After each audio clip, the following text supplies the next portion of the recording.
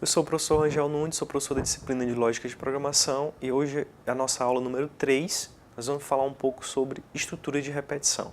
Na aula passada, a gente falou sobre estruturas condicionais, nós vamos adentrar um pouco mais sobre estruturas um pouco mais complexas. Então, vamos apresentar essas estruturas de repetição, falar sobre a estrutura enquanto, ou chamada estrutura while, a estrutura par, para ou for, e demonstrar o seu uso através de alguns exemplos práticos.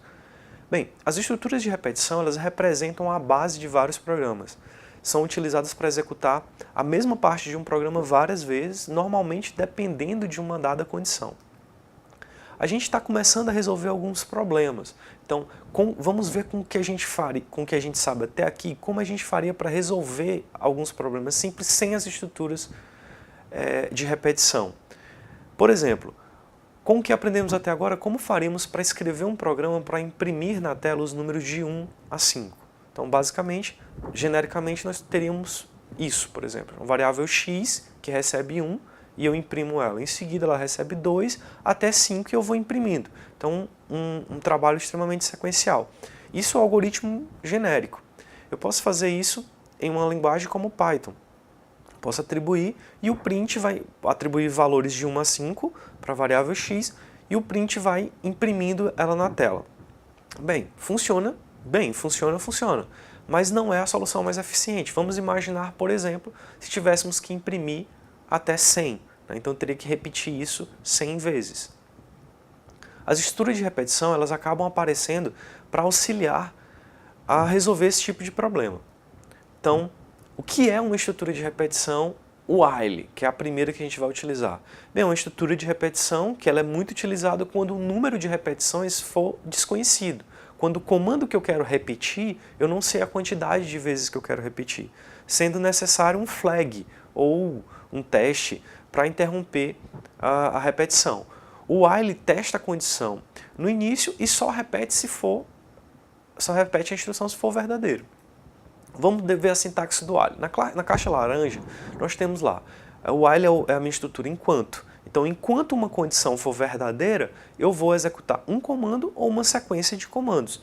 Na caixinha azul abaixo, nós temos como é que seria o enquanto, que é o meu while, lá na linguagem Python.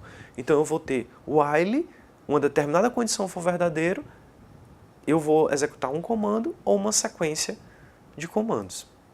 Resolvendo um problema anterior, usando a estrutura while. Então, o que eu queria anteriormente? Imprimir o número de 1 a 5, porém, de uma maneira mais lógica, né? Usando uma estrutura de repetição. Então, eu criei uma variável chamada contador, que vai receber inicialmente o valor 1, e eu vou dizer, enquanto esse contador for menor ou igual a 5, eu vou imprimir esse contador. E em seguida, eu o incremento, ou seja, eu adiciono um contador a mais, um valor a mais a esse contador. Então, na primeira vez que eu entrar, eu vou checar. Como o contador vale 1, eu vou checar. 1 é menor ou igual a 5? É verdadeiro. Então, ele entra na minha estrutura enquanto. Aí ele imprime 1 e o contador vai ser incrementado em 1. Então, o contador passa a ser 2. Aí ele sobe de novo no meu enquanto e checa. 2 é menor ou igual a 5? Sim. Então, ele vai imprimindo até chegar no 5. Quando for 6, ele sai do enquanto e termina o meu algoritmo. Veja que essa solução ela é muito mais eficiente do que a solução anterior, onde eu colocava o print ou o imprima várias vezes de forma sequencial. Se eu quiser imprimir 1000 números, por exemplo, eu só substituiria o número 5 por 1000 e ele imprimiria o 1000 sem eu mudar mais nada no meu algoritmo. O while, esse mesmo exemplo do while usando o Python, seria dessa forma. Eu pego x recebendo 1, o while x menor ou igual a 5, eu vou printar o x e vou incrementando essa variável x. X como contador lá, eu chamo ele de contador. E o que seria um contador? É uma variável muito importante dentro das minhas estruturas de repetição.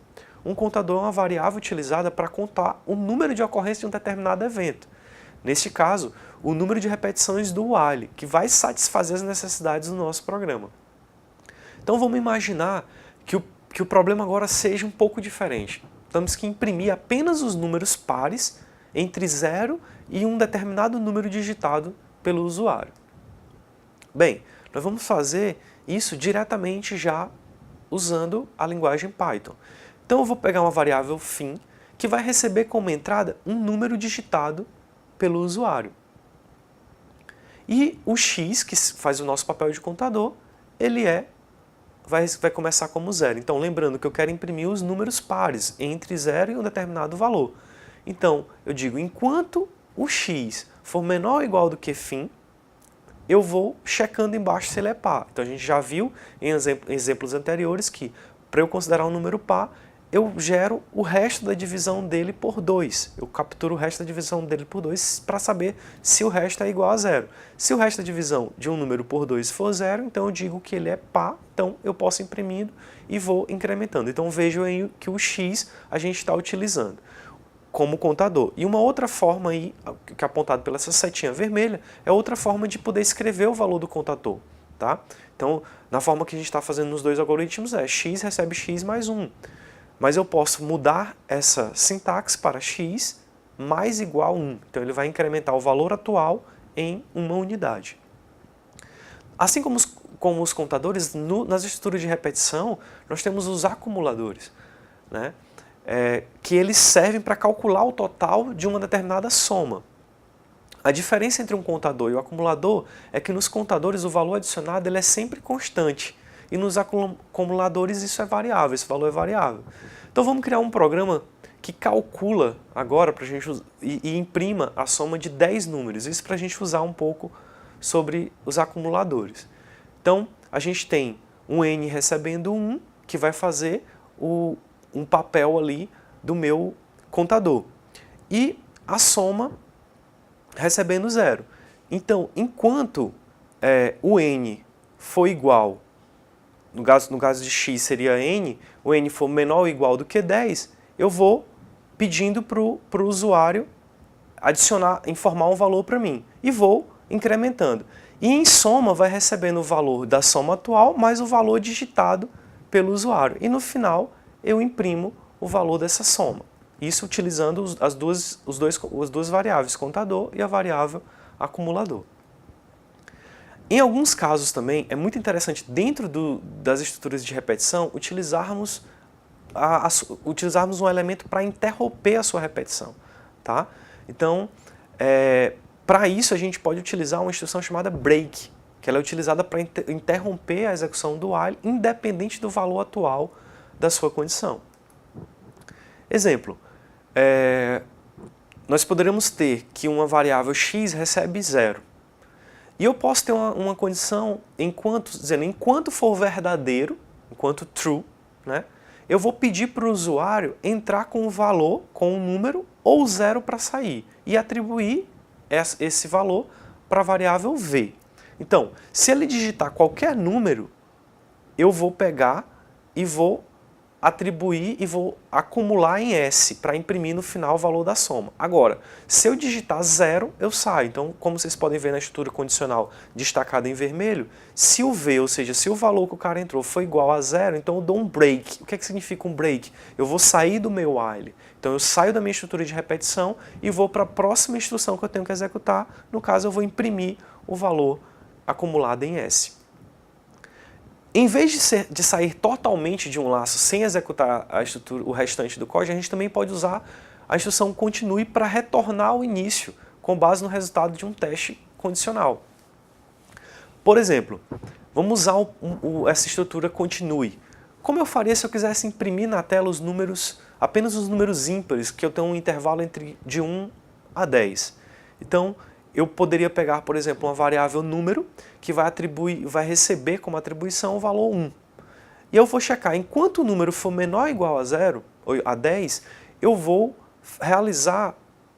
checar se ele é par ou se ele é ímpar. Bem, se ele for par, não me interessa, então eu não vou imprimir. Então, se na primeira vez como o número tem 1, ele é menor do que 10, ele vai entrar. O resto da divisão de 1 por 2 é igual a 0? Não é. Então ele vai imprimir. Então ele vai executar a instrução print número e vai incrementar o valor e sobe. Quando for o 2, o resto da divisão de 2 por 2 é 0. Então ele não vai imprimir nada, ele só vai incrementar, então o número passou a ser 3 e ele continua, ou seja, ele volta para o while lá em cima e não executa essas duas linhas que estão mais abaixo, no caso o print e o incremento do contador.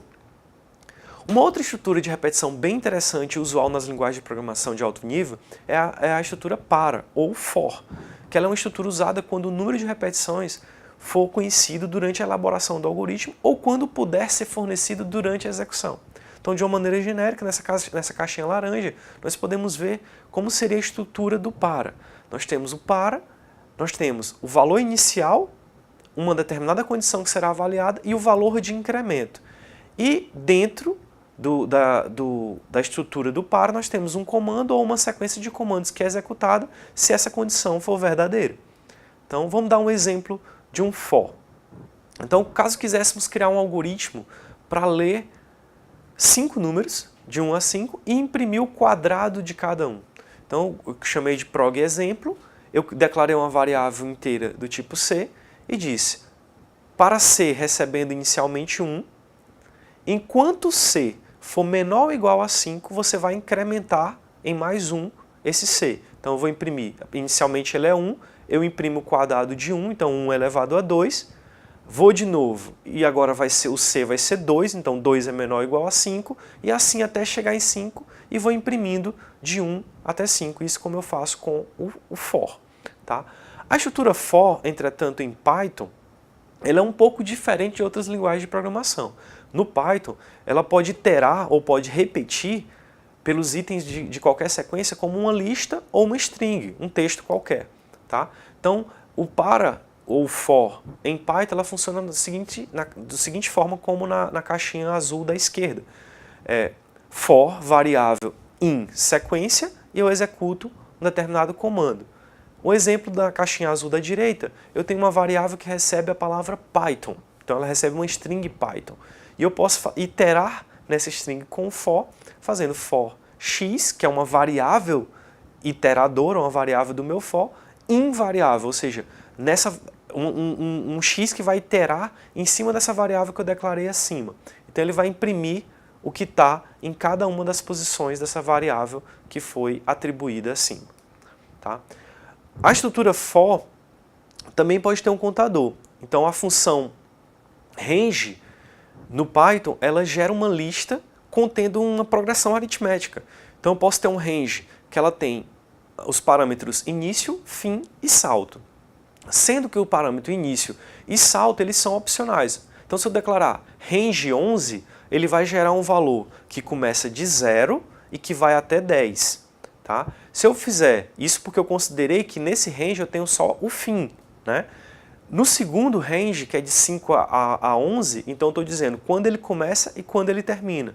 Então esse range 5 a 11 vai gerar valores que vão de 5 a 10. Mas por que 10? Ele inclui apenas o valor inicial. E quando é o final ele inclui 1 a menos. Tá? O último eu tenho um range 2,52, que eu já tenho as 3 opções. Eu tenho o início, ele inicia em 2, ele termina em 50 e ele incrementa de 2 em 2. Então os valores que vão ser gerados vão ser os números pares entre 2 e 50, né? 2, 4, 6, 8 até 48, né? Saltando de 2 em 2. Então vamos resolver o problema anterior de imprimir os números de 1 a 5 usando o range. Tá? Então eu vou fazer agora, faço um for x em range de 5. Então lembrando, o range vai gerar um número para mim de 0 a 4. Como eu quero imprimir de 1 a 5, então eu vou imprimir, o primeiro valor do range vai ser 0. Então eu incremento que x vai ser 0 mais 1. Então ele vai imprimindo e vai gerando o quadrado de 1, de 2, de 3, de 4 e de 5. Tá? Os 5 vezes. Vamos praticar um pouco mais sobre essa estrutura de repetição. Então vamos pensar um pouco sobre alguns problemas usando o que a gente aprendeu até aqui. Vamos criar um programa em Python que imprima a soma dos números pares entre 25 e 200. Tá? Então eu posso pegar isso, chamei de algoritmo imprime pares, eu pego uma variável soma que recebe o valor 0. E eu vou usar o range também no meu for. Tá? Eu vou dizer que ele começa em 25, termina em 200, e que incrementa de 2 em 2. Então ele vai ser 25, 27, 29 e assim sucessivamente. Como eu não estou imprimindo os números ímpares, eu vou ter que incrementar, né, em 1. Então eu vou usar meu contador número para incrementar de 1. Então primeiro ele iniciaria como 25, então ele passa a ser 26. Aí eu checo, porque ele vai ter que parar antes do 200. Então 26 é igual a 200, se for igual ele pararia, se não, ele vai pegando, vai jogando 26 e vai acumulando com o valor que já tem soma, que inicialmente é 0. E eu vou fazendo isso com todos os números pares. Quando chegar no número 200, ele vai checar, o número é igual a 200? Sim. Então ele dá um break, ou seja, ele sai do for e vai para a última instrução a ser executada, que é o print. E nesse exemplo, ele vai imprimir como valor de saída o valor 9.744. Bem, gente, chegamos ao fim da nossa terceira aula sobre estruturas de repetição. Sugiro a vocês, mais uma vez, que estudem a apostila do curso Python para Informática e revisem também as estruturas de repetição no livro Introdução à Programação, 500 algoritmos resolvidos, que é disponível na nossa biblioteca do campus. Obrigado e até a próxima.